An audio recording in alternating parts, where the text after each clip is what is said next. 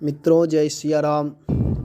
मैं आचार्य स्मृति शरण अभी रामचरितमानस की चौपाई ढोल गमार शूद्र पशुनारी सकल तारणा के अधिकारी, इस पर बहुत विवाद चल रहा है। और विवाद वही लोग कर रहे हैं जो मूढ़ लोग हैं, अज्ञानी लोग हैं, जिन्हें साहित्य का बोध नहीं है, जिन्हें रामचरितमानस से कोई लगाव नहीं है, जिसे रामचरितमानस की कोई चौपाई का अर्थ पता ही नहीं है। वे लोग केवल एक चौपाई लेकर के बिना संदर्भ समझे हुए उस पर संशय पैदा कर रहे हैं और विद्रोह फैला रहे हैं, समाज को तोड़ रहे हैं। इसलिए इस समय विचार पूर्वक चौपाई को समझना चाहिए कि सत्य बात क्या है, कवि किस संदर्भ में ये बात कहा है, और दूसरी बात कि किस पात्र के माध्यम से ये कहा गया है, ये विचारणीय है। तो मैं आप लोगों के सामने आज ये कुछ चर्चा करने के लिए प्रस्तुत हुआ हूँ।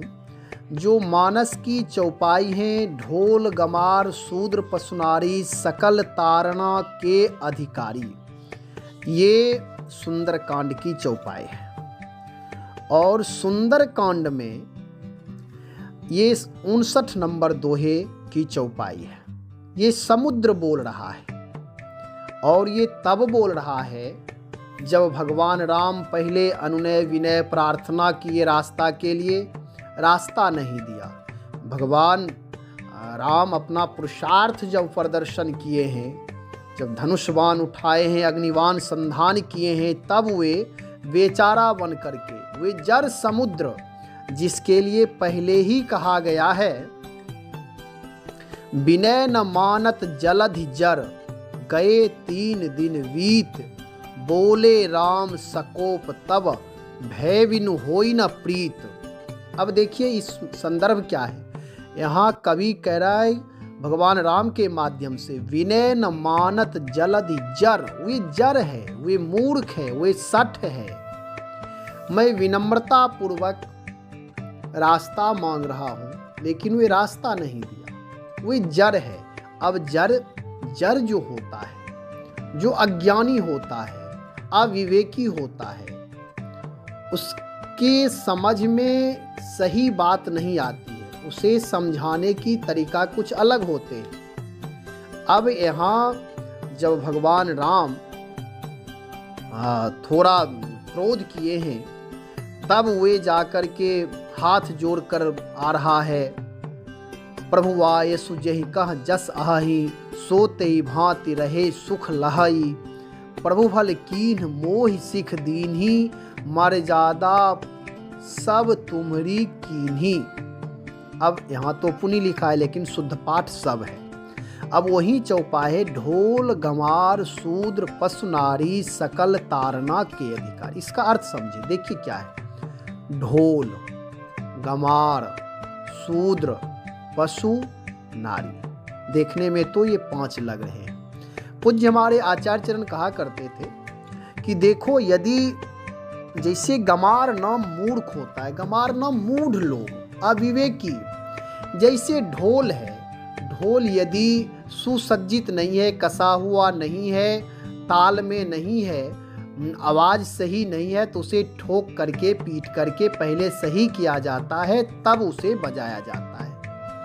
शूद्र का मतलब, मैं आपको एक बात बता दूं कि जो आपस में विरोध फैला हुआ है, हमारे भक्ति दर्शन का एक उद्घोषित शब्द है, जात पात पूछे नहीं कोई, हरि को भजे सो हरि का होई।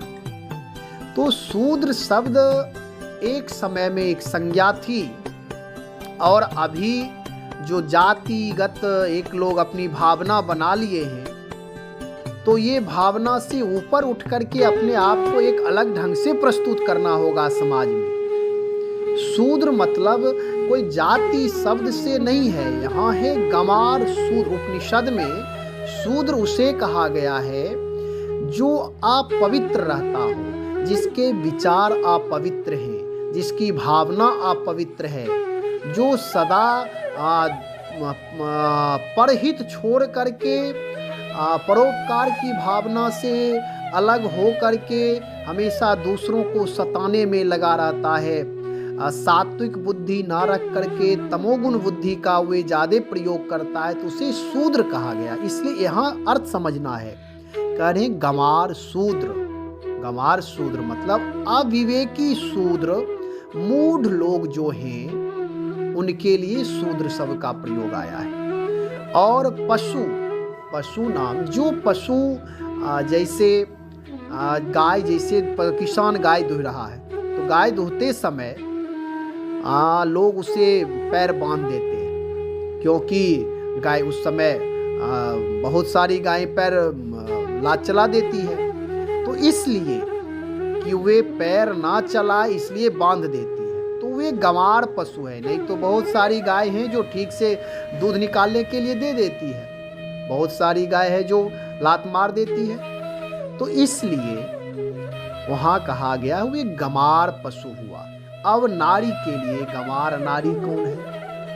जिसके हृदय में वात्सल्यता, मधुरता, मिठास, व्यवहारिक दृष्टिकोण से दूषित नारी को गंवार नारी कहा गया है। जो पति परायणा नहीं है, जो अपने बच्चों के प्रति वात्सल्य भाव नहीं है, शुद्ध व्यवहार नहीं है, ऐसे लोगों के लिए कहा गया है गंवार नारी।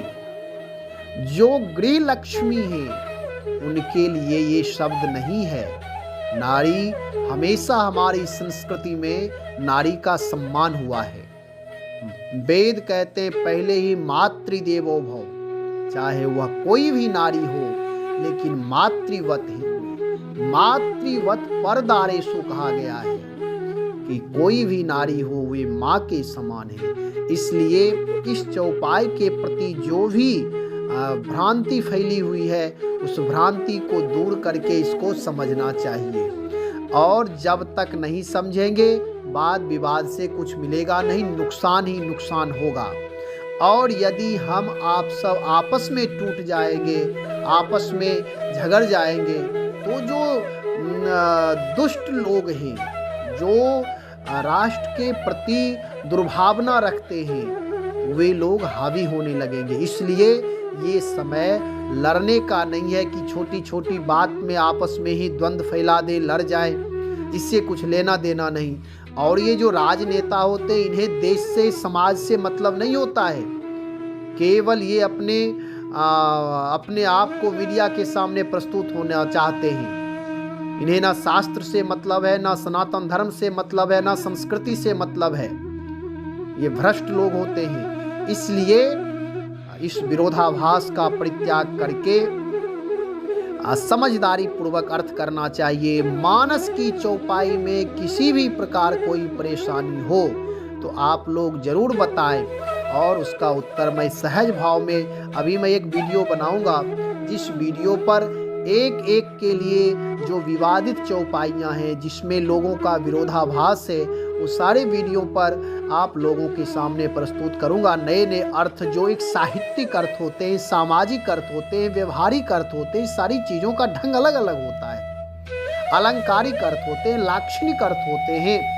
तो केवल ऐसा नहीं करना है कि जो लिखा हो वही सत्य है, शब्द अर्थ करने का संभाल होना चाहिए। सकल तारना के अधिकारी, तारना नाम शिक्षा के अधिकारी है। तारना मतलब पीटना मारना नहीं होता है, अलग तारना शब्द का अलग अलग अर्थ होते हैं हर जगह। तो इस संभाल से करना चाहिए। और आप लोगों के सामने दूसरा वीडियो लेकर के प्रस्तुत होऊंगा। जय सिया राम।